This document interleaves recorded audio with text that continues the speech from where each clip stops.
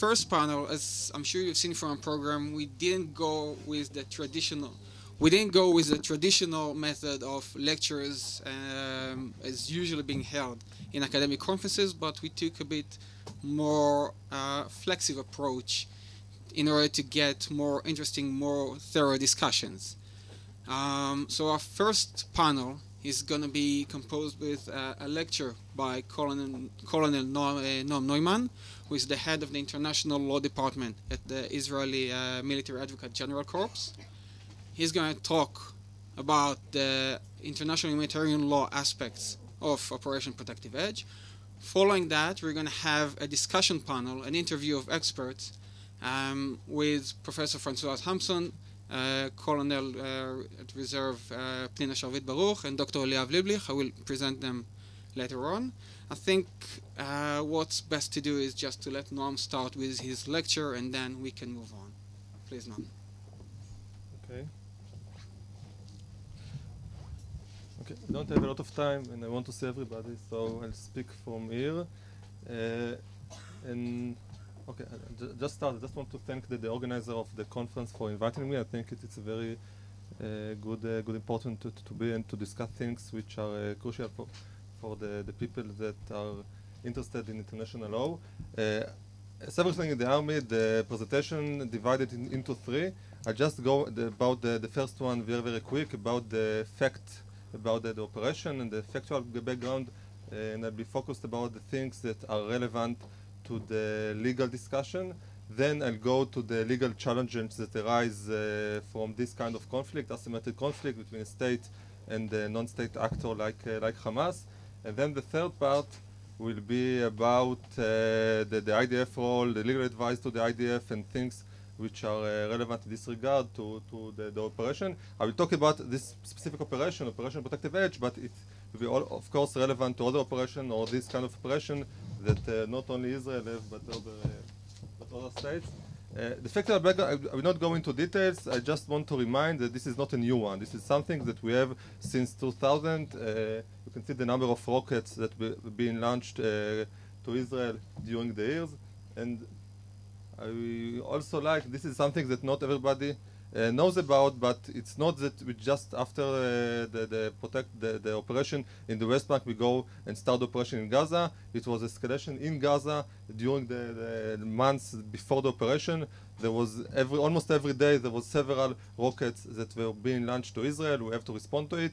And the day before the operation there were more than 100 rockets that were being launched to Israel, and therefore the government ordered the IDF to start the operation, in which mainly it has two main goals. The first one, to stop the rockets from being fired from Gaza to Israel, to give protection to the civilians of Israel. The second one was about the tunnel. I have several statistics about the rockets, but I think it's less important to this audience. But eventually, there was more than 4,500 rockets during the operation, and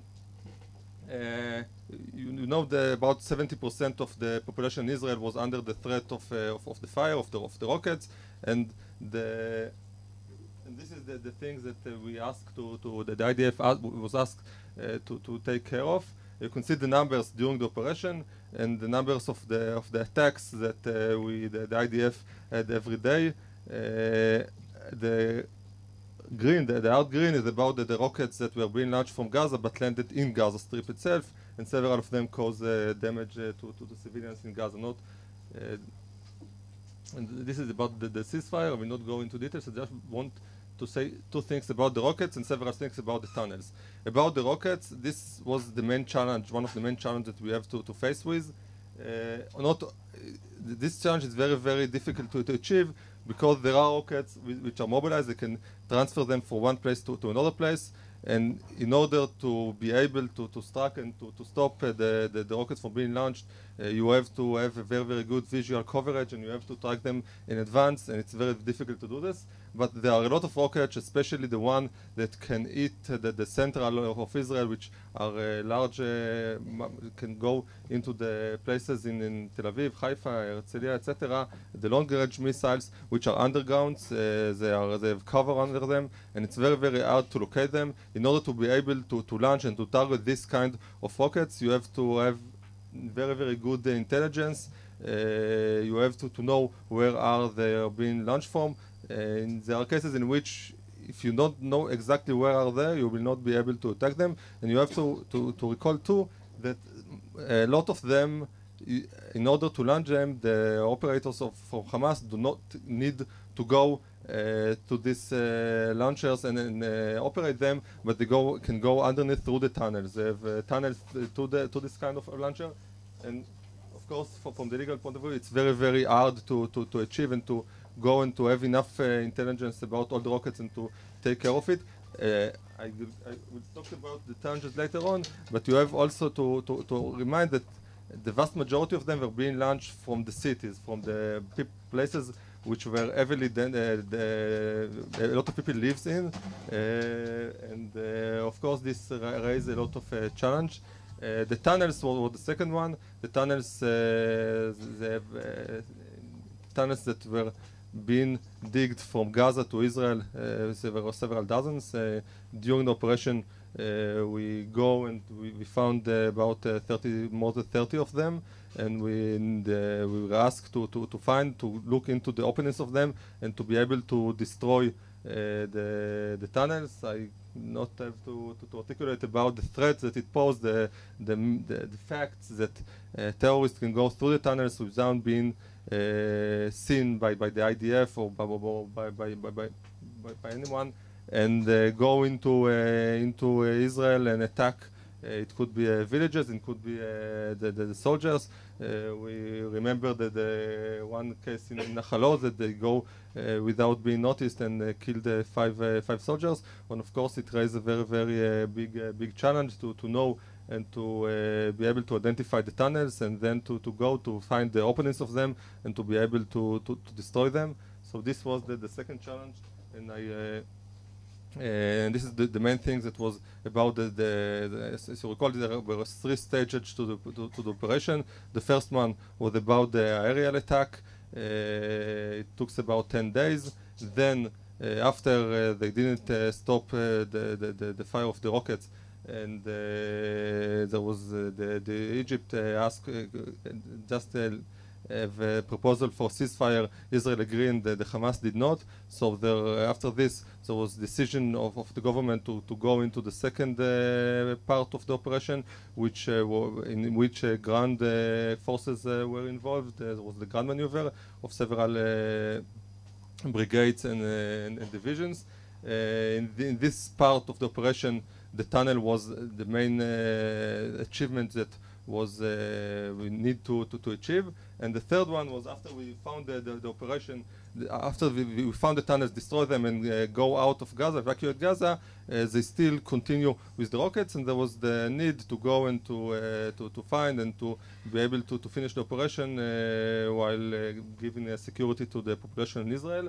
About the tunnels, it's important to know that in order to find them, the IDF forces have to go into the heavily designated, the people in which they live in, designated area.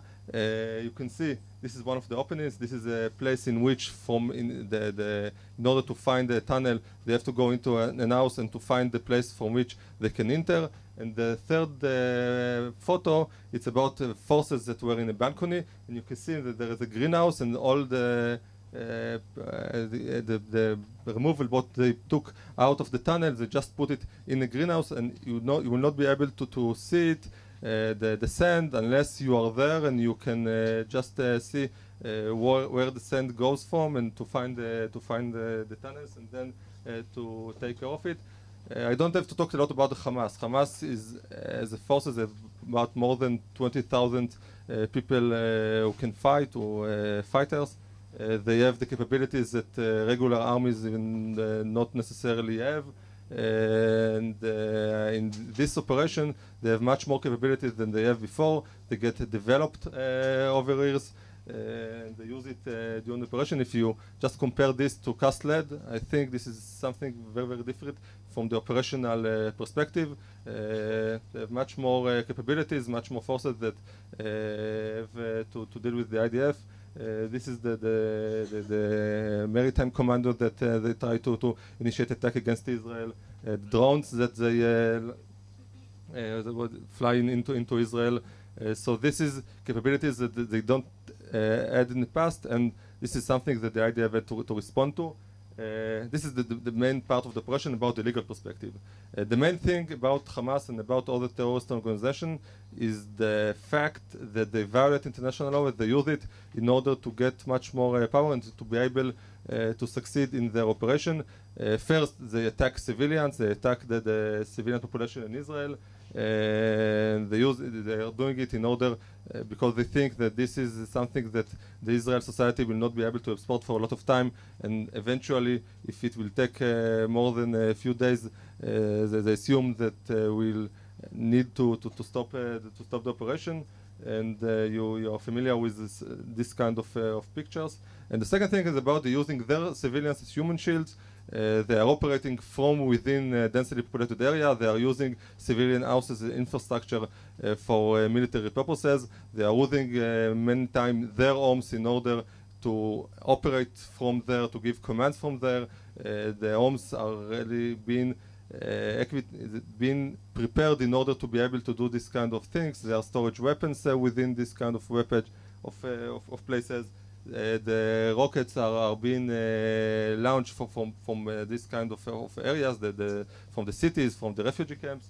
And during the operation, we also found one of their manuals that just make the people in Hamas know that this is the fact that they operate from civilian places and they use their civilians as human shield, give them a lot of advantages in relation to the operations of the IDF, because they know that they will be much more hesitate to respond, to attack, if we know that civilians will get it as a response. They know that if there will be civilian casualties, so we'll need to take care of them, we'll need to stop maybe the operation, to ask to the humanitarian ceasefires that we offered, etc. And therefore, they did it. And even about the house demolition, they ask that it will give them advantage, because anyway, if we will not attack, if we will not respond, so of course they will be able to do much more things, and if we respond, they can take it against us and just use it. And this is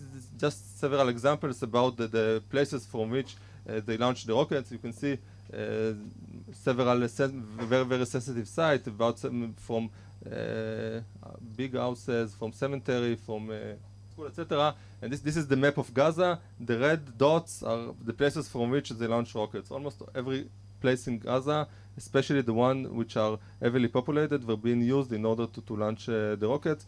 And this is about several examples about a school, a cemetery, about a water tower, etc. So we're not actually in the IDF website you can see dozens of examples regarding this, so I'll not go into details. Now, with regard to Israel, it raised a very, very difficult challenges in the operational and the legal perspective, in both ways. First, about the people that you can attack, and the second thing about the objects that you will be able to attack. So first, you need to be able to define them as military objective. We all know about the rules of international law, of the laws of armed conflict. Military object is defined in Article 52 to Additional Protocol 1. And eventually, you need to have enough intelligence that will give you sufficient evidence that the specific building, house, object is being used for military purposes. By its nature, location, purpose, use, it is being used for military purposes, and this destruction will give you definite military advantage. So in this kind of places, if you know that in a specific place they just built rockets or manufacture things which will be used in the military for military operation, so of course this kind of places are military objects, and the same is with all other things that you want to attack. It's relevant to the places in which they live. In order to be able to attack them, you need to have enough intelligence about how they are being used for military purposes. And it's not only that they live there or they use their cellular phones from the houses. It has to be much more stronger evidence that so it talks about the specific use of the buildings itself, the infrastructure, and not only the fact that they live there. And then you have to go into the question of proportionality, which I will discuss later on in more details. You know about, and it was seen in TV and in the blogs, about the way that they use sensitive sites like schools, UN facilities, mosques, etc., because they know there are a lot of restrictions upon us that will make it very, very difficult for us to respond. And if they'll do this from this kind of places. This is only one example about a place in which they launch rockets from school. There is no sound, but you can hear the pilots that they are telling that they are just noticing that the rockets from the school. There are several examples regarding this, and this is school. There was the same about UN facilities. So in this case, a lot of mortars were being launched from the vicinity, the close vicinity of the school. This is another example of launcher pads that was located just several 27 or 34 meters from Uno school. And in order to attack it, you have to plan and to see how you can do this while causing minimal or no collateral damage. This is one example of case in which the IDF went into a mosque, and in the mosque you can see the weapons that were revealed and the openings of a specific tunnel. And when they tried to enter, there was a fight in the mosque because they don't want the IDF, the infantry forces, to go and to find these assets. There was abuse of hospital. This is just one example of the famous American journalist Jeffrey Goldberg about he's telling that he's seeing that the Hamas is launching rockets from the vicinity of Haifa hospital, and he thinks they are doing it in order they want us to respond, so they'll be able to blame us. And there are examples about the way that they use ambulances in order to evacuate or to move operators from place to place, etc., etc. There are a lot of examples about the way that they are being dressed. During peacetime, in the military parade, you can see this kind of picture. They are wearing a uniform and they are looking like a regular army, but during the actual operation, they are being dressed like civilians in order to be able to attack.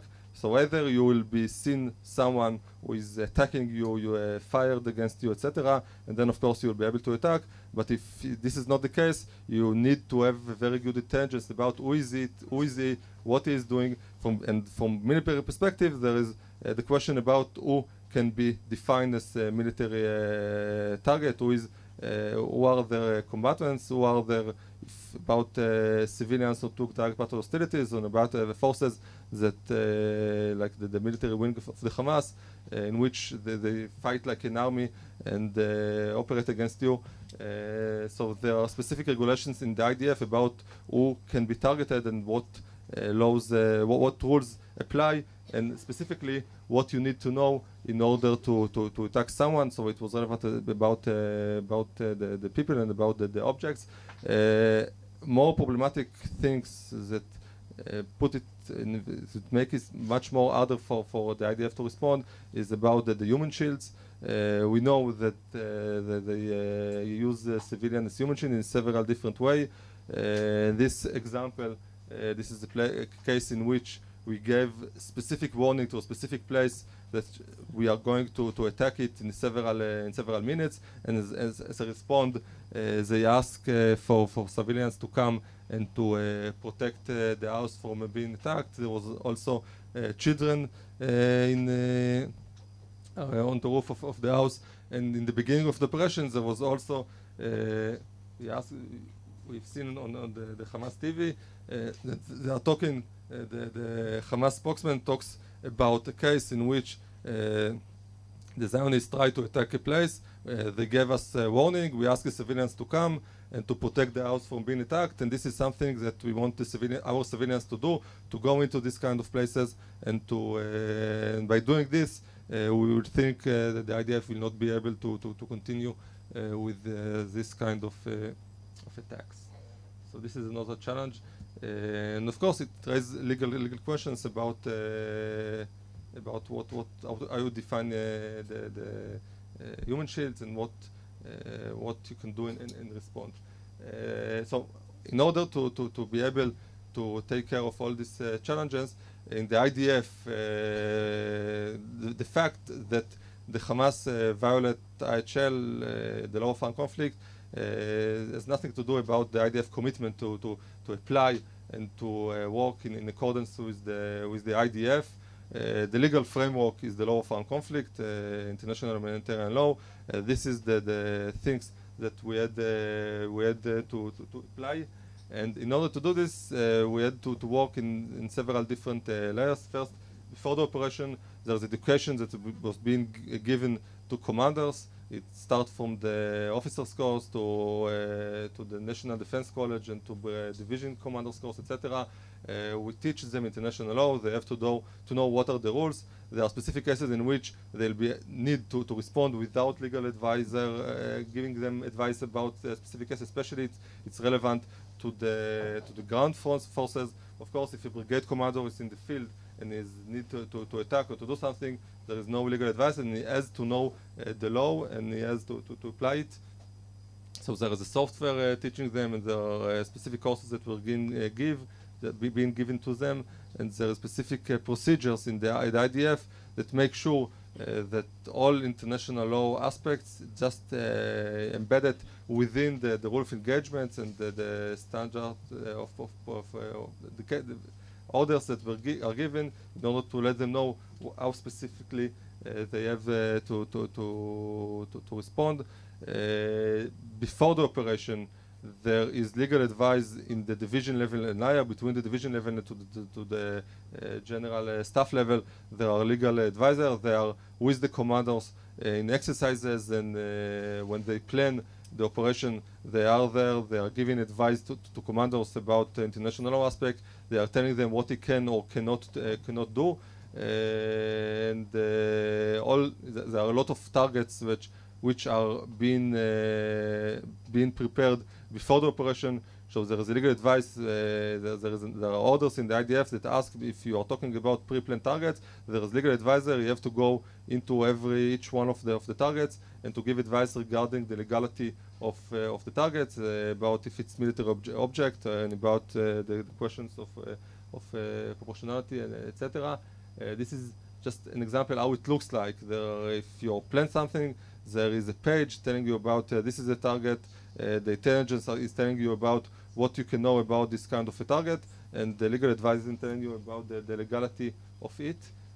During the operation, there is legal advice 24/7. Every time that the commanders need someone to give him advice, he has one that can come and give him advice. During the 50 days of the operation, in the general staff level, we just I think every time at the day there was someone in discussion or with the Air Force or with the general staff and with the Navy and with the division, etc. And during as a procedure, we have to go into the things that were being planned and when being discussed. And it was not only about targeting; it was about the detainees, about the means and method. It was about questions of weapons, what weapons you can use, what are the restrictions, etc. So the advice was during all day long. The specific thing that I just want to emphasize is, first, in order to be able to attack, there need to be accurate intelligence, especially if you're talking about pre-planned attacks. You need to know what is the attack. You need to have intelligence. there was discussion between intelligence guy and the commanders and the legal advisor about how reliable is the information. It should be reliable enough in order to be able to define it as a military object. Sometimes one source is not enough. Sometimes you need it to be updated. There are cases in which the information from several years ago might be enough, and there are cases in which even 2 days will be just not updated, because if you know, for example, that someone shoot or launch rockets or launch ATGM against soldiers, but 1 day passed and the fights go on, and now a specific house that was being used yesterday, it might not be used again in the future. That was during this day alone, etc. So you just have to ask the questions and to make the operational thoughts about what can be attacked, and eventually the commander has to decide based off all the information that he gathered from everyone, from the Air Force guy, from the infantry guy, from the legal advisors about the legality of the attack. This is okay. So I will not go into into movies, but this is just one example how it looks like. About you know specifically about what is the target. In this case, you want to attack a house because they manufacture things, and after this, the Air Force have to just plan how to do this without causing collateral damage. I will not go into a lot of details. I just talked about the warnings. There was a huge amount of warnings that was being given during the operation through leaflets, SMS, phone calls, etc. And we did this in order to minimize the collateral damage, to minimize the deaths of civilians during the operation. And we know that the Hamas called the civilians to stay in their house, and we did this even though in specific cases it gave us this advantage with relate to specifically to the ground maneuver. So I have a lot of things to say, but I'll finish here because I don't want to give time to questions and to maybe questions after. Okay. Okay, so thank you. I'm going to start with presenting our speakers, and then we're going to start with an expert interview of questions and answers by our distinguished guests. First of all, Professor Francois Hampson, Professor of Law at University of Essex, School of Law and Human Rights Center, right? That's the main title. There are a lot of others, but I think for the benefit of time, I'm going to skip to that one. Pnina Shavit Baruch, former head of the International Law Department at the Israeli Defense Force, Military Advocate General, basically what Noam is doing right now. Pnina used to do in the past, and now she's a researcher at the INSS, the Israeli National Security Center. Yeah. And Dr. Eliav Liblich from the Interdisciplinary Center in Herzliya. Okay. Yeah. Yeah, I need to remind you, Eliav, you got your own mic apparently. And Francois and Pnina are going to share theirs. So I think the first questions that comes into mind, especially after the interesting lecture we just heard, relates to the ongoing effect of the rockets and the escalation of Operation Protective Edge towards the quiet, or at least relatively quiet area that we had before that. Do you consider, and Francois, I'm going to start with you on that one. Do you consider Operation Protective Edge as a standalone armed conflict between Israel and Hamas, or do you see it as a part of a long, ongoing armed conflict that has been going for years and therefore has different implications? And if you would like to refer to the relevant implications as well, please. I'm slightly puzzled as to why you're asking the question in terms of the rules applicable, in that if it's a one-off armed conflict, leaving aside the jus ad bellum, where I don't think there's much to argue about, the rules that would apply would be the rules applicable in a non-international armed... The rules applicable would be the rules in a non-international armed conflict because you are dealing with a non-state actor. On the other hand, if it's part of the original Six-Day War, then given that the party you're fighting against is not a state, I don't see that it would change the rules applicable.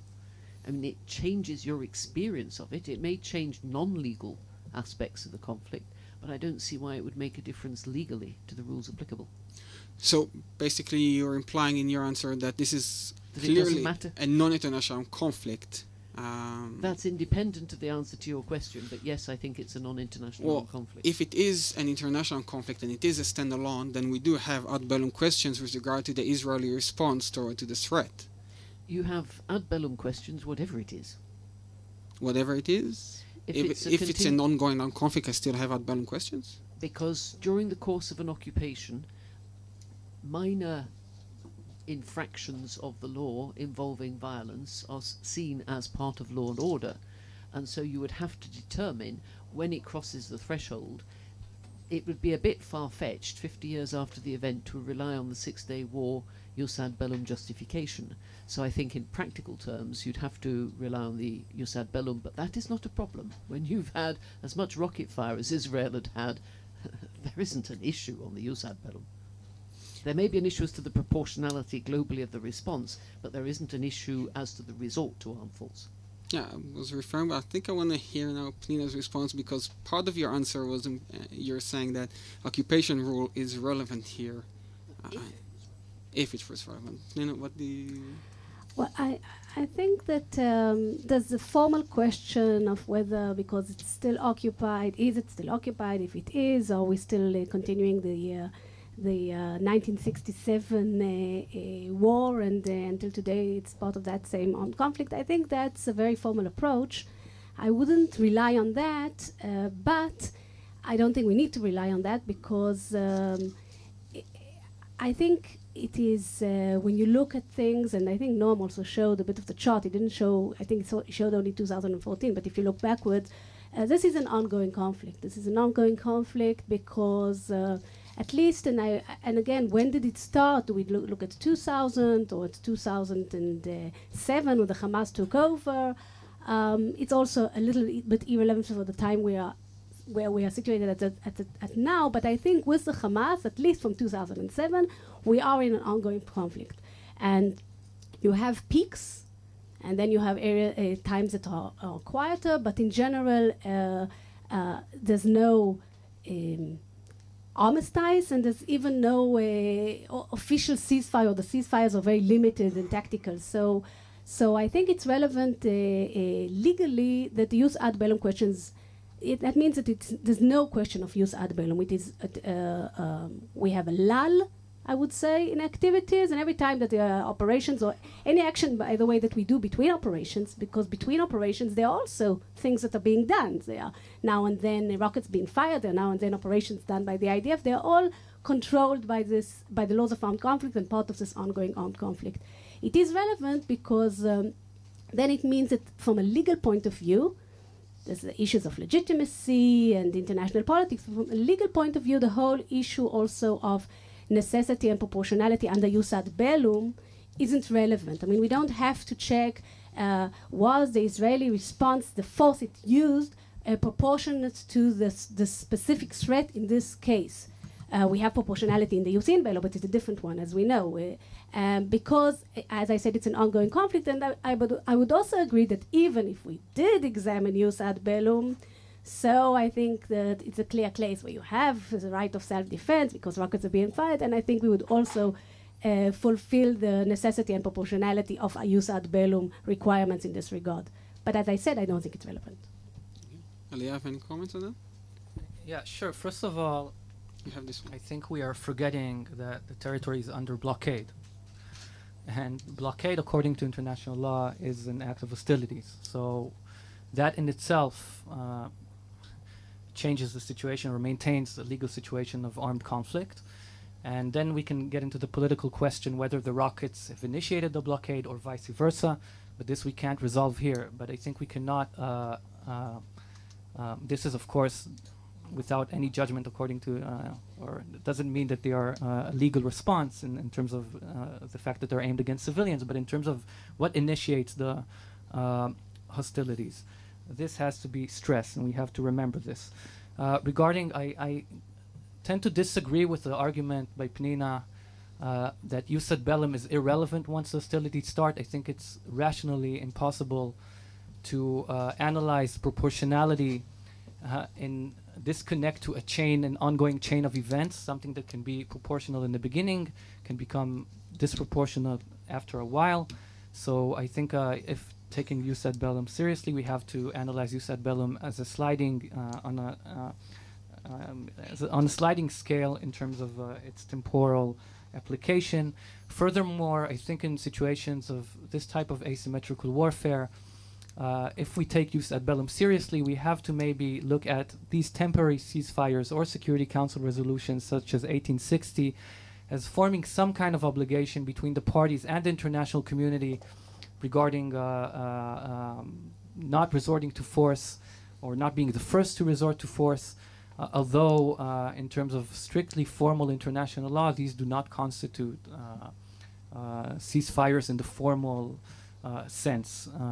But because of the nature of the warfare, I think we have to take them more seriously when analyzing jus ad bellum.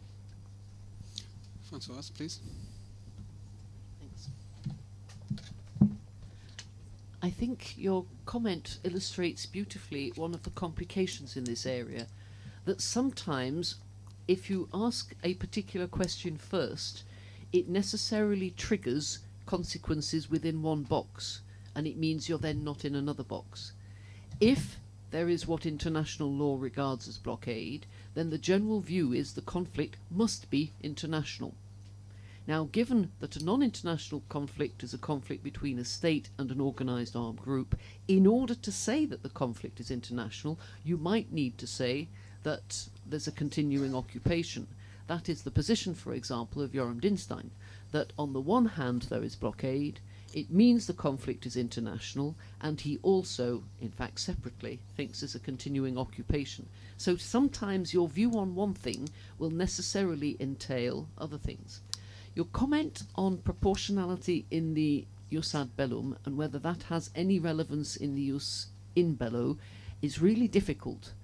I don't know if it's a legal question or a political question. It arose in and during the Falklands-Malvinas conflict in 1982.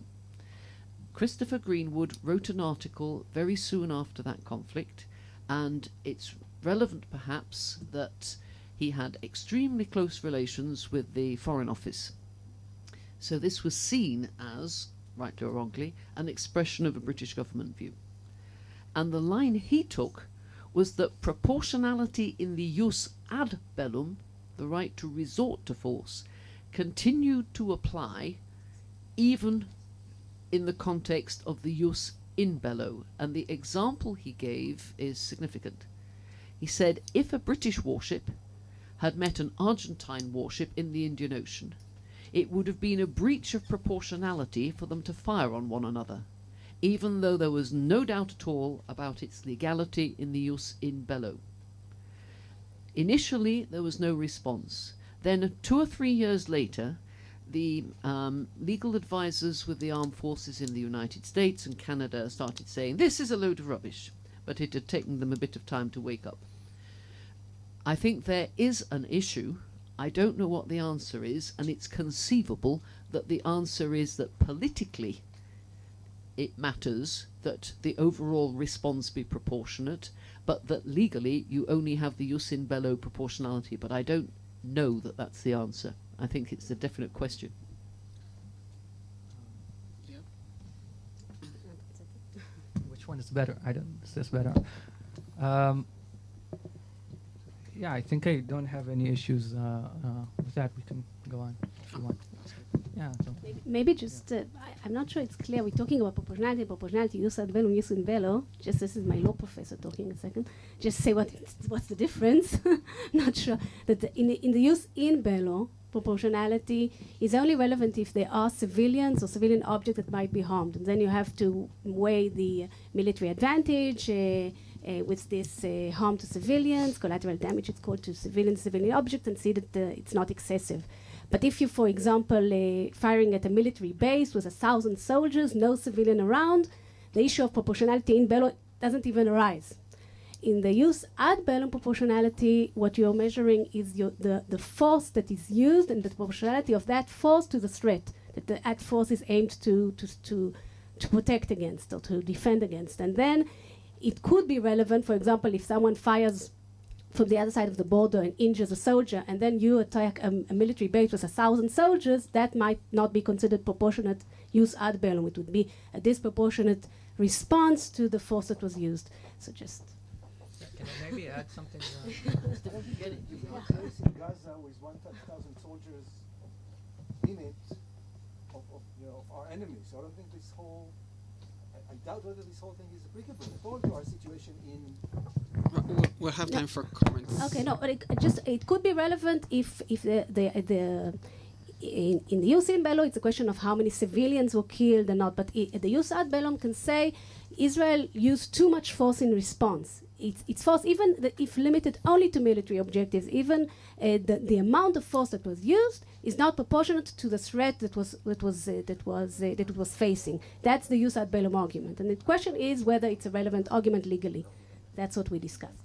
Yes, if we can maybe expand the use ad bellum issue, Penina is absolutely correct that use ad bellum in terms of international law means using the amount of force needed to counter the threat. But I think most of the maybe interesting debate in Gaza was more about the ethical use ad bellum and traditional just war theory. That, yeah, but we have not to numb the discussion. That's why I'm kind of talking about this also. In military ethics, when talking about use ad bellum, we don't only talk about what is necessary to counter the threat, but we also conduct a harm-benefit analysis. And the harm-benefit analysis applies to universal harm and universal benefits.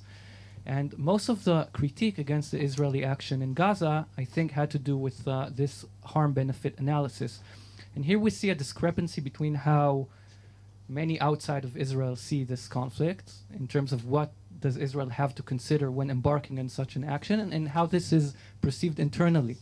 And externally, Israel is required or is expected not to give an absolute preference to saving the lives or protecting its own civilians at the expense of transferring the risk to the enemy's civilians. While in the internal discourse, it's obvious that to protect your own civilians, you can actually prefer the lives of your own civilians in relation to those under the enemy's effective control. So this is something we have to also think about, which is constantly in the background. Okay, so I think we've passed the first theoretical questions. Now let's get our hands a bit more dirty. Colonel Neumann mentioned the issue of human shields being used during the conflict by Hamas. And there are several aspects of human shields that we can relate to. One is basically hiding behind or within population. The other one is to call civilians to come and serve as a barrier between IDF attacks and the Hamas fighters. And in a way, the third one, and that might lead us to the next topic, but we're not going to get into that one yet, is the building of the tunnels within residential houses. I think, Penina, would you like to relate to the question of human shields? Okay. I think this is a question that theoretically there's a lot of debate about human shields, and there's a difference theoretically made between what we call involuntary human shields. With regard to involuntary human shields, those that are, for example, forced to stay, or children, or people that are there because they decided to fire from within these people, but they haven't made a decision to serve as human shields. With regard to involuntary human shields, there's no really weird question. Everybody there's an agreement between international lawyers. These are civilians, and of course they have to be taken into account in the proportionality analysis. Of course, they cannot be the target of the attack, and they also have to be taken into account in the proportionality analysis. And then there's a big debate more on the voluntary human shields. The voluntary human shields means those people that come of their own esteem to serve as human shields in order. And they are serving as human shields in a legal sense of view, because again, if you have civilians coming and standing in front of a tank that is trying to proceed, so here again there's more or less agreement to the other side that those people, by doing that, for example, if the tank is trying or the soldiers are trying to proceed in their vehicle and civilians come and stand and stop them from doing that, then this is considered participation in hostilities. They become what we call direct participants in hostilities, or DPH, that's the term. And then they lose their immunity of attack and they can be targeted. They become, for that moment at least, part of the enemy forces. And they lose their immunity of an attack. And then the question is about the more voluntary human shields, those that are not coming and standing in front of the forces, but are standing on the top of the building that is going to be attacked after they've been warned to go away, trying to serve as a legal barrier from attack, by the fact that if the building will be attacked, they will be killed, and that will either make it illegal if they are considered civilians, and then it might be excessive, so it will be disproportionate. So by their death or injury, they will make it an illegal act. Or if we don't see them as civilians, and I'll speak about, so at least it will make it very difficult in the legitimacy world. It will be used by the other side as a propaganda. And that also could lead to the decision not to attack the building. And the question is, do these voluntary human shields that are voluntarily there lose their immunity of attack? Can we see this as a kind of direct participation in hostilities, DPH, and therefore they become eligible targets? And then not only aren't they calculated into the collateral damage as civilians, they even become targetable as such. I think it's a very interesting theoretical debate. On a practical level, I must say, and I don't know if Noah will agree, it's a little bit hypothetical, because what happens in general is that you don't really know, and you cannot really suppose that people are voluntarily there, except for very extreme situations, very unique circumstances. Usually you don't know if people are there because they were forced to be there, or because they were threatened to be there. Usually you have children, Noam showed in the picture, and children are always assumed involuntary human shields. So I think to view them as DPH and to say they are targetable as such, it doesn't work in real life. On the other hand, what I think does happen in real life, and this again has the law is very dichotomous. You're either a civilian or combatant. You're either way into the proportionality or not. I think there is an issue of how much do they weigh in general. So we can put it into the military advantage part of it, okay? Or we can try to see if they are different, because there's no different levels of civilians in the legal thinking. But I think it can be a relevant consideration in making the proportionality analysis. If you estimate that most of them are there voluntarily, if you estimate that they could have not been there, that can be taken into account into this kind of assessment. But again, that's something that works in practice, and unfortunately does not have it doesn't appear in the law as it exists today. When I spoke about this to legal advisors in other militaries, not in formal discussions, they all said they do exactly the same kind of analysis.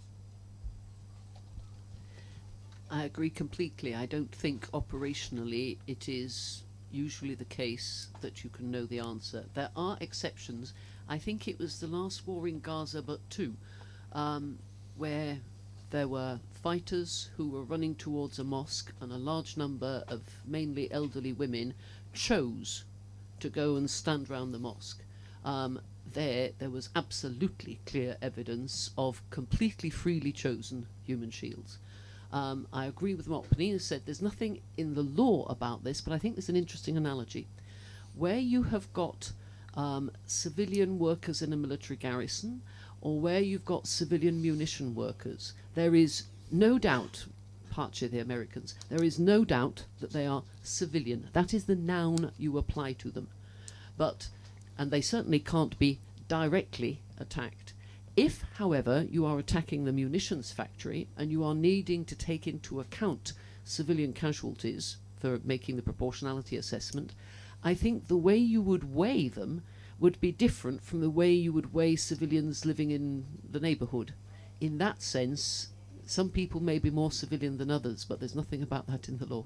But I agree completely with Nina. So at what precise time or action do voluntary human shields actually become directly participant in the hostilities? And I want to ask you, Eliav, do you think that, at least in the Israeli context or the IDF comments, the use of either human shields and the willing to use voluntary human shields is being used too freely in order to justify attacks? Well, I don't know. We have to look at the facts, but we have to ask ourselves, consider constantly whether the vast majority of civilian casualties in Gaza can actually be discussed in terms of human shields, or rather we are kind of blowing out of proportion several incidents. Now, I think the real interesting question is whether, and maybe Noam can answer this at some point, whether the mere participation in urban warfare by non-state actors, and it could be Hamas, it could be other organizations, the mere participation in urban warfare is enough to qualify them, the actions as using human shields or not, because sometimes you can say, well, maybe they don't have the choice but to fight within these areas. So this is a question. So not to overstep the boundaries, but by what we mean by human shields into maybe the wider phenomenon of urban warfare by guerrillas or terrorists, however we define them. I just want to maybe also make clear, I think the Red Cross position about what constitutes why voluntary human shields are not necessarily directly participating in hostilities is that they don't always, I think Nina mentioned it a bit, they don't always pose a physical physical threat or physical problem to an armed force. I mean, the fact that people are standing on the roof never stopped any F-16 bomb from actually hitting the building. So the only challenge they pose is kind of in the moral or legal or in the realm of legitimacy. And this kind of challenge does not seem to be widely understood as a challenge that amounts to participation in hostilities. It's a different challenge, not a physical, but by a legal one. Once this is the case, it's hard to define them as such. But if we look at the ICRC approach on human shields and also direct participation in hostilities, we see that there is some emphasis on the mental state of that person. He or she had an intention to directly help the fighting forces, and as Plina said, not only that you don't know what they think, not only you know how much they provide help to the forces at the time. I want to say that I fully agree with Pnina on the operational level, that I think it's probably impossible to, in real time, except in very extreme situations, to validate whether somebody is voluntarily participating in a human shield or not. But there's also a more interesting question about the role of consent under such situations, if we can really claim that an action by an individual under such extreme situations can be labeled as free consent. And we know that the Israeli Supreme Court itself, in its own human shields ruling about the, what's it called, the neighbor procedure. Yeah, right. In the neighbor procedure ruling, questions whether consent can be taken seriously in such situations also. I fully understand that in the targeting killings case, President Barak also said that voluntary human shields are directly participating in hostilities. But this is also a question that can be discussed. I'd like to go back to a point that Eliav made, because I think it's really important. One, human shields is not a technical term. Two, there is a real risk that it is used to cover things that aren't what we're talking about. We're talking about situations where either civilians are forced to go to a place in order to give it protection, choose to go to a place either to represent a physical barrier or to represent a legal barrier, we're not talking about the mere fact that alongside some members of forces there are also civilians. That co-location is not an example of human shields in the sense in which we're using the term. That is simply urban warfare. Can I say something about what I think Eliav mentioned, the question of urban warfare and whether the Hamas, the fact that the Hamas or other kinds of groups that are acting in densely populated areas, is that in itself illegal use of civilians as shields, or what we call you have an article with regard to the passive precautions that you are not allowed to operate.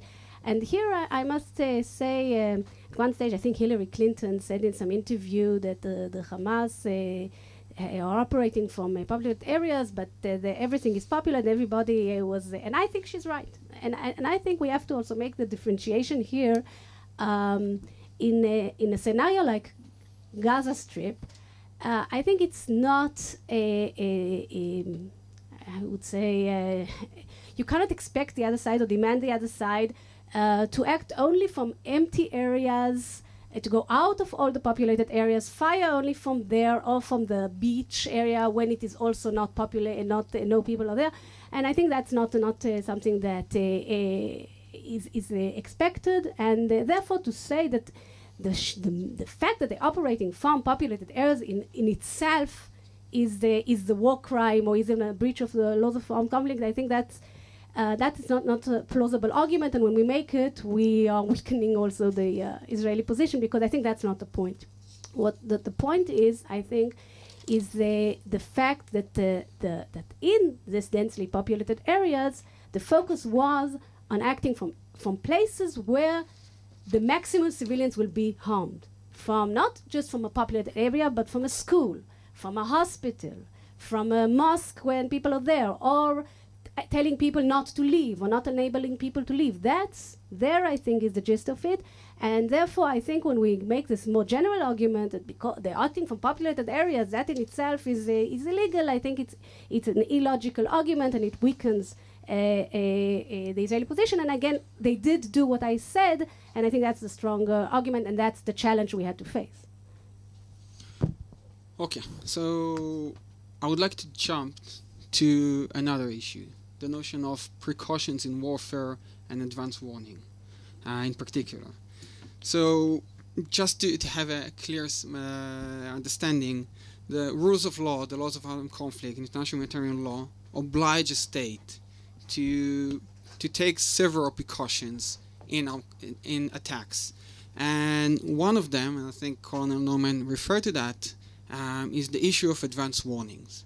Now, the IDF is very, very proud and very, very elaborate on the different methods being used in order to give advance warnings, such as from leaflets to phone calls to text messages, SMS messages, and ending up with the controversial roof knocking procedure.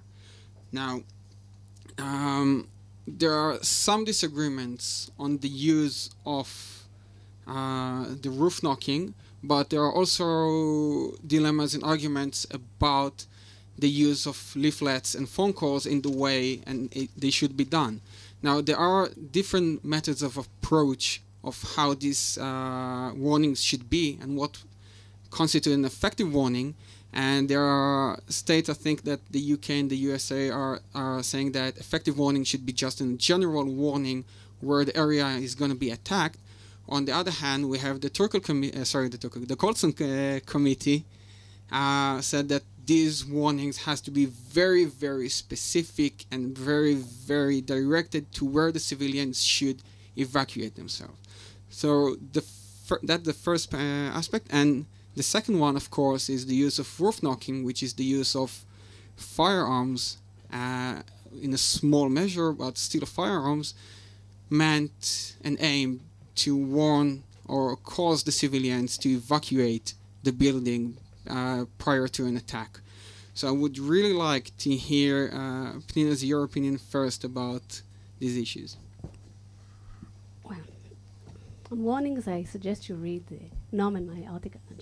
about warning, but I think in general, the issue of warnings in general or specific warnings, I think it really depends on the situation. The warning has to be the warning has a purpose. The purpose is to enable civilians to get out of harm's way, to minimize as much as possible. That's the whole rationale of precautions in general, to minimize the harm to civilians. So they have to be done in a way that is effective. And I think in the while general warnings can be sometimes enough, and general warnings can be sometimes all that you can do. And I think part of the US and UK in the operations they carry out, there's not much more they can do except general warnings. But if specific warnings are possible, I think they should be carried out. I think there might be even a legal obligation to carry out. And here I don't always agree with my US and UK counterparts. But again, there are also circumstances when you can't issue a warning. If, for example, a surprise is essential, so you cannot issue a warning because, say, for example, if you want to target a person, a major, senior operative, and you warn in advance, so he will also leave the building. So there goes your surprise attack. So in these situations, and the law acknowledges, you don't have to issue a warning. But in general, when you can, I think you need to issue it, and I think the warning should be as specific as possible. In cost-led, at least, we had discussions with the ICRC about the fact that the warnings were sometimes confusing the people. Instead of clarifying what they should do, they were just confusing them. And we tried to make, during the operation, we had all the time discussions with the ICRC, tried to improve the clarity of the warnings. There's also a lot of mistakes sometimes being done because issues are fluid, and sometimes you want people to go to a certain area and eventually you're not acting in the area where they came from, but in the area where they went to. And then you're blamed off that was your intention, but things change all the time. There's a lot of fluidity and uncertainty in on-conflict situations. About the roof knocking, I think, first of all, there's a formal answer. If you're carrying out the roof knocking against the house you're going to attack, for example, if there's a civilian house, you know that there's an ammunition depot there, you warn the people, you phone them, you say text them, whatever, to get out. They're still inside. You look, you see with the drones, they're still in there. Then you roof knock, on that building. There's no legal question because the building itself is a military objective. So even if you say that the roof knocking is an attack, you're attacking a military objective. The aim is to get the people out, so you don't even have, of course, that works always. The problem is sometimes if you want to roof knock the next door building. For example, if a building is all booby-trapped and you have a lot of ammunition in there, and the people are living there and in the building next door. And you say, if I even roof knock, do a roof knocking on that building, that is my aim, it will explode. And the people next door will also get harmed. So I can't, so if I do that, the whole idea is counterproductive. Can I, at this stage, carry out roof knocking to the building next door after I found and warned and whatever? And here, there's a legal problem. And I was in San Remo, and there was asked this question, and it's a legal question, because how can you carry out an attack, you're firing something at a civilian object that is not a military objective? The house next door, there's no ammunition, nothing, it's okay. And then I asked the people asking me the question, the ICRC included, and I said, okay, but if I have two options, now I'm the legal advisor to the military commander. The one is to say, well, I'm sorry, you can't do it, but you can still go, you tried, you want, the military objective is okay, you can go and do it, and if there are 20 civilians in the building next door, they'll be killed, but formally, what can I do? You cannot do this roof knocking, although that might get them out. Or should I tell him, there's a legal problem formally, maybe, it's difficult to build here an argument, but if that will save the life of these 20 civilians, go ahead and do it. Maybe we can even afterwards ask for a plea of necessity. As a defense argument, I would take the second approach. I think you have to act realistically when you're giving legal advice to military commanders that are going to do something and not just write an article. Françoise? I've been present when Penina has been harangued by legal officers from other armed forces who object to the amount Israel does to warn on the grounds it's upping the threshold for everybody else. I'm a witness to that. On the roof knocking, I think the answer is, because you can't just answer it legally, don't let the best be the enemy of the good. I don't know if there's a phrase like that in Hebrew, but like Penina, I would actually want Penina to take the second option. More generally, there is no absolute requirement to warn, with one exception. If you are going to hit a hospital because you think that unlawful activities are happening there that are threatening your security, then you are required to give a warning. Beyond that, you only have to give a warning if in the circumstances it's possible, which means that's to protect the element of surprise. But it's not an absolute obligation. However, it is required that the warning be effective. So if you choose to give a warning, you are not allowed to give an ineffective warning. I think that has implications for the time. Even in the middle of a conflict, it might take you a minute from the time you get your warning to actually leave the room you're in. If you're in charge of children and the elderly, it may take you a bit longer.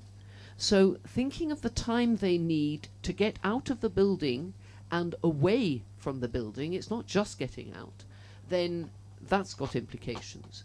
There's also the issue of how precise is it. I think if I was in a conflict zone, I wouldn't find it helpful to know that, you know, if you knew that in 2 days' time Haifa was going to come under attack, well, what are you supposed to do about it?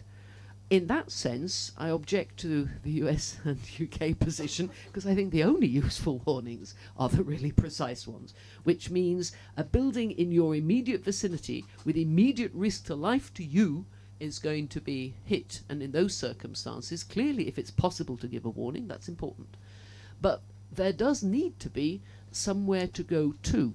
Now, it's not the responsibility of the IDF to provide the shelters in territory it doesn't control where these people can go. But you do need to be, if you are in a position to say, we want you to go to that building over there, or such and such a street, fine. But there is going to be some problem for them as buildings get hit, or if they don't know where military operations are happening, in knowing where to go, but I don't think that's necessarily the responsibility of the IDF. However, another issue is that if you have given a warning, you can't assume that that means the civilians have gone.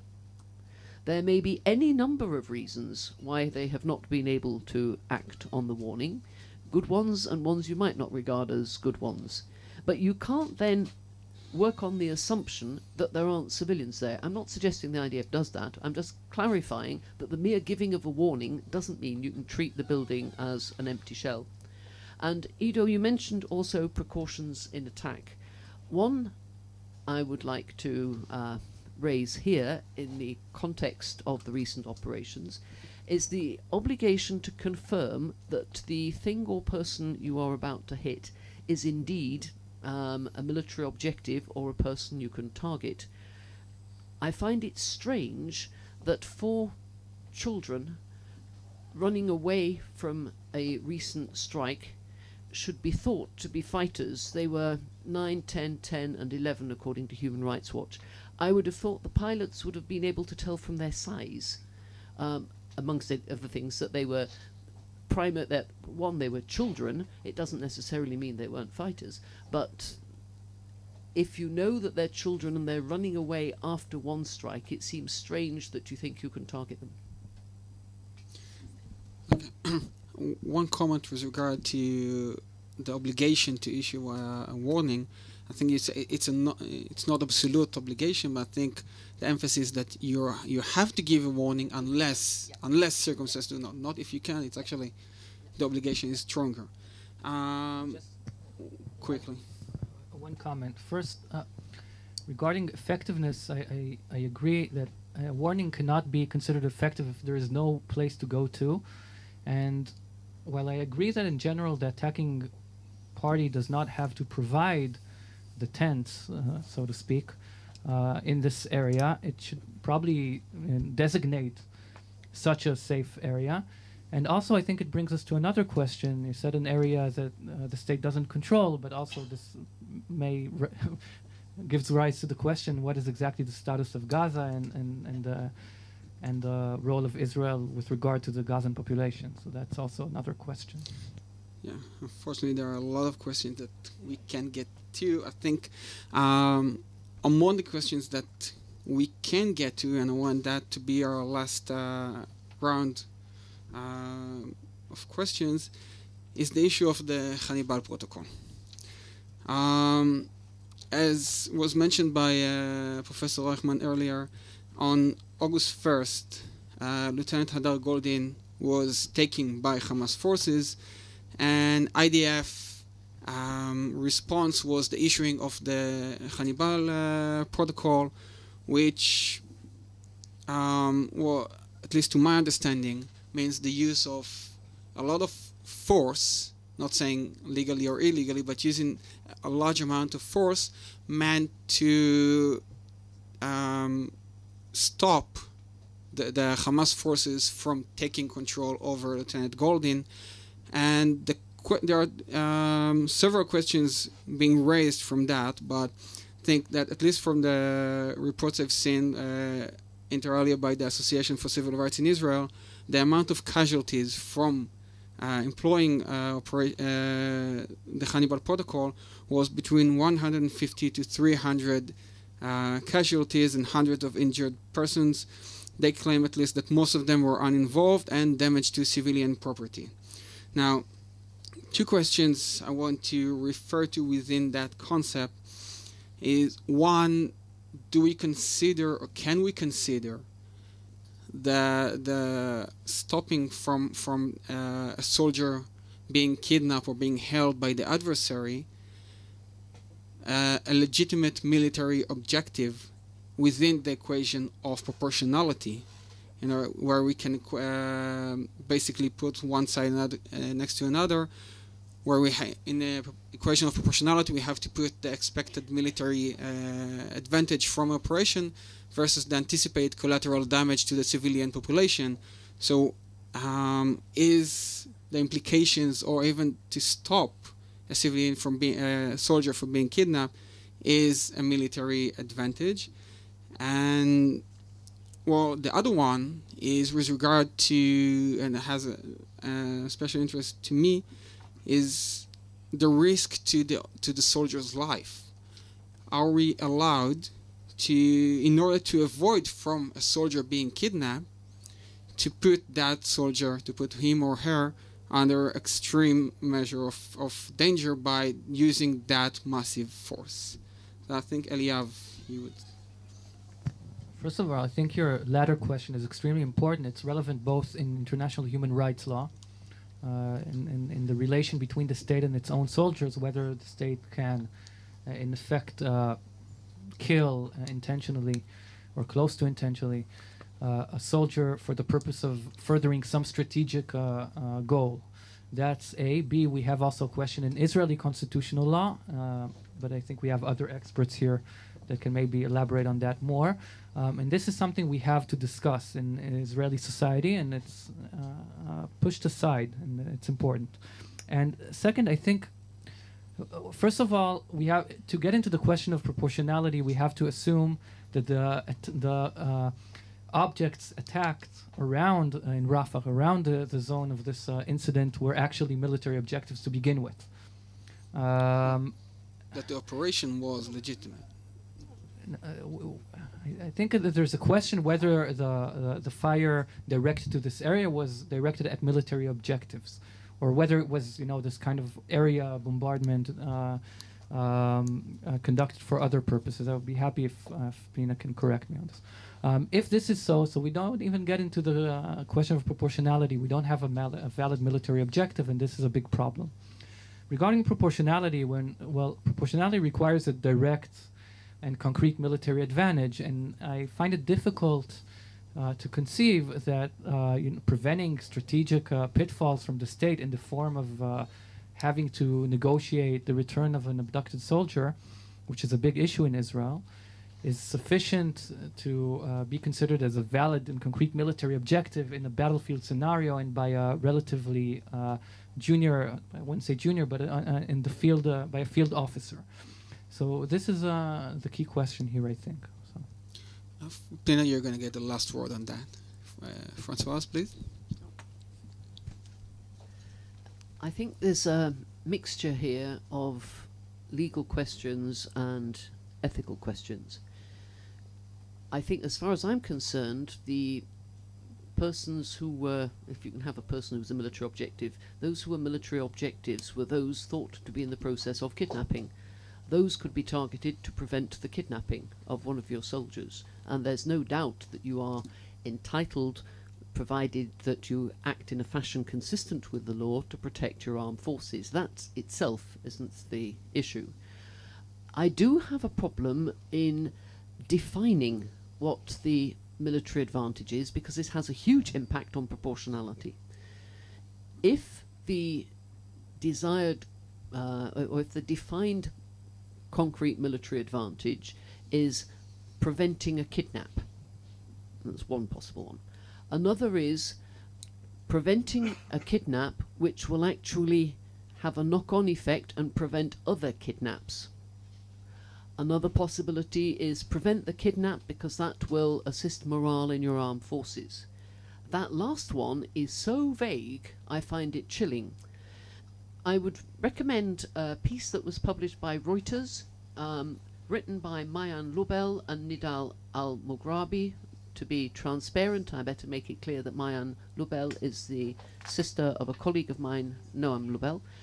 It's Did Israel's Hannibal Directive Lead to a War Crime in Gaza? In writing it, she interviewed at length several international lawyers, and one of them, Mike Schmidt, gave the impression that protecting the morale of your forces, that's fine. I find that too vague to be a concrete military advantage. Remembering that you're not protecting the life of your soldier, far from it, you're protecting him from kidnap. It doesn't seem to me to legitimize a huge number of civilian casualties.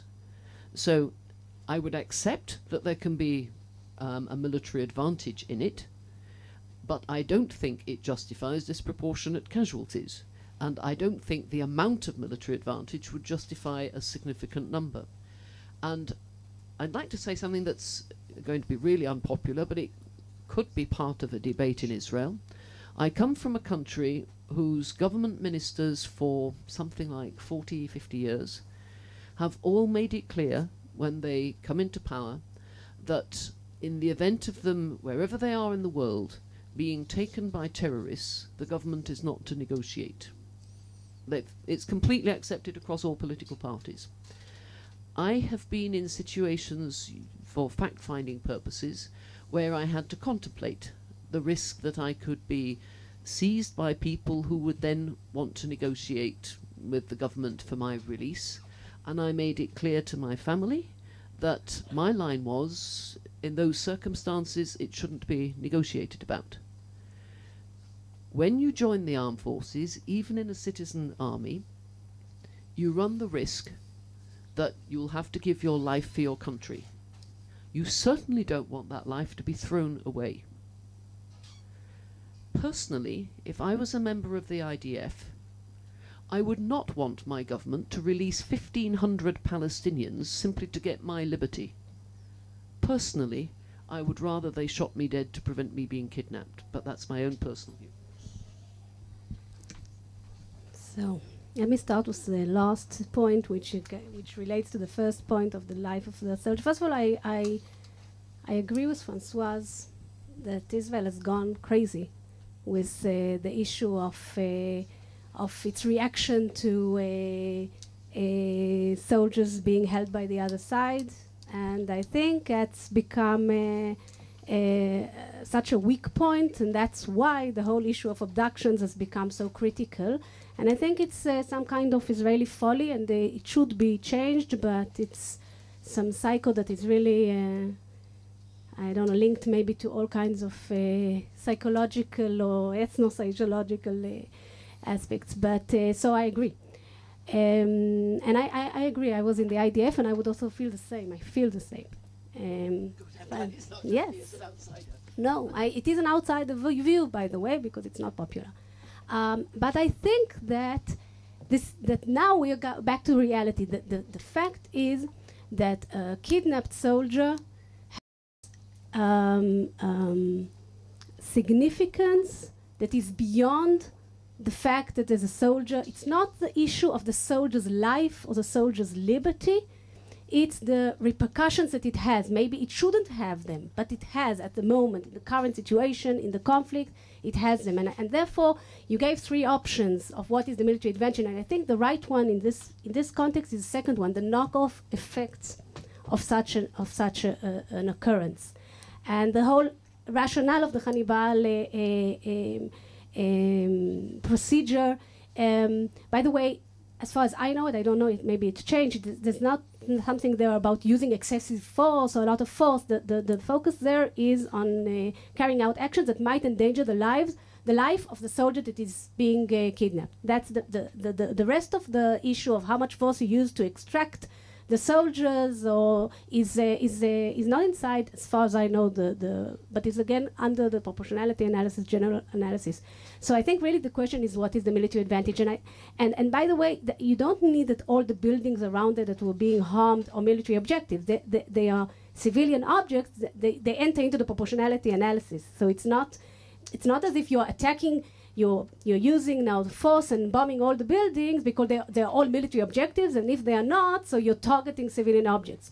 No, you are firing all over to get a certain soldier, for example, not to be abducted, and that's what's happening to the buildings, the civilian objects around is part of the question of the collateral damage.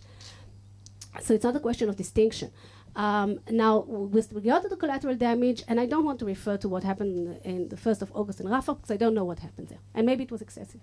I don't know. It's still being investigated. But in general, I think the notion is that the military advantage of preventing a soldier from being captured has to be taken into account with the repercussions of what will happen. If that will mean that now the operation will go wider, the soldier will start entering with a lot of force in order to find him. It will lengthen the operation. The fact that they will try to abduct others, I think, is that in any case they're trying. But I think it's more how can that entail of the deterioration of the situation. These are things that are relevant when you measure the military advantage, because the military advantage has to be taken into account in the overall context of the conflict. And in the situation that we have, unfortunately, it weighs a lot, and that's why the damage that might be proportionate can also be reasonably large collateral damage. Again, whether what happened in Rafah was excessive or not, that I don't know to say. Okay, I think that Eliav seems a bit aggravated and wants like a one-liner response. First of all, I think it's a bit dangerous to start inserting political considerations into what a military advantage is. What will happen? How will your society respond to the fact that a soldier is abducted? This is in the same line of saying, well, we are afraid that the society will not like it if we have a lot of dead soldiers, and therefore we use carpet bombing. I think it's a problem, and I just want to clarify my gripe with Rafah, and this is I want to say that this is from the media. It could be completely wrong, but what was attacked are not where the areas in which somebody knew that the abducting unit is. What were attacked are areas to which they might have escaped, and this I don't think fulfills the criteria of knowing that a certain object is a military objective in terms of the basic evidence you need. So that's why there is a fear of indiscriminate attacks here. Okay, so thank you. And now we're gonna. Can I raise an issue that you haven't raised in a question? Well, we're about to run out of time, but okay, I'll do it as succinctly as possible. It's two areas that I think are a matter of concern. I don't know whether the concern is justified. If you don't take a Human Rights Watch, Amnesty International approach, which is incident by incident, it can be interesting to look at patterns. I think that one issue that needs to be looked at is the question of the combination of the vicinity of things that can't be targeted. I'm not suggesting they were targeted. The vicinity of things and the choice of weapons. And the other would be a really interesting question. With regard to those incidents where you think there was a problem, it would be very interesting to know which units were involved. If they were all different units, then one doesn't quite know what the problem is. If, however, it was particular units involved, say 2 units were involved in all the incidents that you find problematic, then that suggests that the legal advice is good and the problem is the military commander. So I think it would be worth looking at which units are implicated, not just in those where there's a violation, but those that cause concern. Thank you. These are very interesting topics. Unfortunately, we ran out of time for the panel. Noam, if you want, you can get a couple of minutes to respond.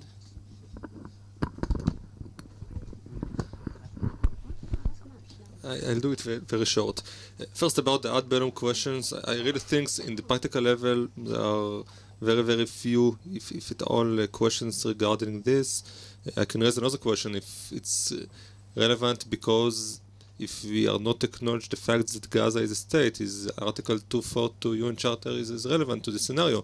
But these are theoretical questions, because I think in practice there is no question of ad bellum in this kind of scenario, and I don't agree with the view of Greenwood and others that you have to assess proportionality during the conflict. I think if you respond to a specific threat and use the force that you need in order to respond to the threat, I think that there's no question of ad bellum. I think that the more problematic thing is about proportionality. I think in the public domain and in the media there is a lot of confusion what is proportionality. Most of the people don't really understand what it is. They talk about body count, about how many people died in Gaza and in Israel, and therefore it's not proportional because much more civilians died or people died in Gaza than in Israel, or talked about the Iron Dome and its implication. I think we have to be very, very clear about what is proportionality in international law, because in order that the discussion will be fruitful and we'll be able to talk about the legality of it, especially in the in-bello question. Regarding the human shields, especially about the urban warfare, I agree that the fact that they operate from within densely populated area does not say that that the civilians are human shields in the legal perspective.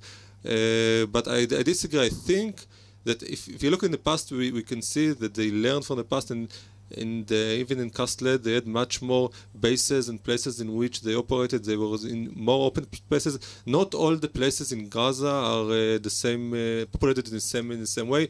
They move their military assets to places in which they know that it will be much harder for us to attack. Not only hospitals, schools, UN facilities, etc., but also to places to big arms or places in which they know that it will be very, very hard for us to attack. And I think it's a violation of international law. If you're looking into Article 58 to AP1, and you are looking into the intent of what they're doing, if you're looking why they're doing this, I think it's a violation. And the fact that it's open warfare, I think it's something different. About the warning to the civilians, I totally agree with Pnina. I think that we learned from the past. I think if you're looking into the things that they claim about the Kastled, about the way what we wrote in the warnings, I think now we gave more direction when we can do this, when we have knowledge about where we are going to go, especially in the ground maneuver. So we tell the people there where specifically to go. And I think it works. So, although the Hamas asked them to stay, I think eventually they know where to go. The problem was that there was not enough. It was hard for them to find shelter, because eventually there are a lot of people that has to evacuate the place. I think about the knock on the roof, from the legal perspective, I think it's more accurate to say that it's part of precautions than of advance warning, but I don't think it's really as any practical implication. For the IDF, I think it takes much more time, it takes much more resources. It was much more easier not to do this, to just to go with the attack and to, after assessing proportionality, and the decision to do this and take into account the time that it asks and the money that it costs. I think it's something that we all have to acknowledge and of course not to oppose it. And that's about Hannibal. Of course, I cannot relate to the cases. It's still under the fact-finding assessment mechanism. It is being underlooked, and eventually, I think there will be a response. But what I can say that about the IDF procedures are very clear. Everything that you have to do have to be in accordance with international law. There is no exceptions to this. And the test is not post-test factor. It's not about that you looked after this, about what were the results, how many people die, and but you have to look into what the commanders know when they decide about what to do in response, and then to assess if it's about the legality of it. This is the legal test, and this is what will be done in this case too. Thanks. I have one question to Colonel Neumann, and then if we have time, we'll take your question. You've showed us a very interesting PowerPoint display of what took place in Operation Protective Edge. Is that presentation available, and would it be submitted to as far as you know, to the International Board of Inquiry of the International Human Rights Council? Do you have any knowledge? Is it available online on your website or anything? Or is it just something that's being used internally just for us? For now, it's not available. I think that we are in the process of writing a report and maybe to update, to post presentations on website of the Minister of Foreign Affairs, etc. But as for now, it's not there yet. But I think that there will be enough information that will be published officially in the past few weeks.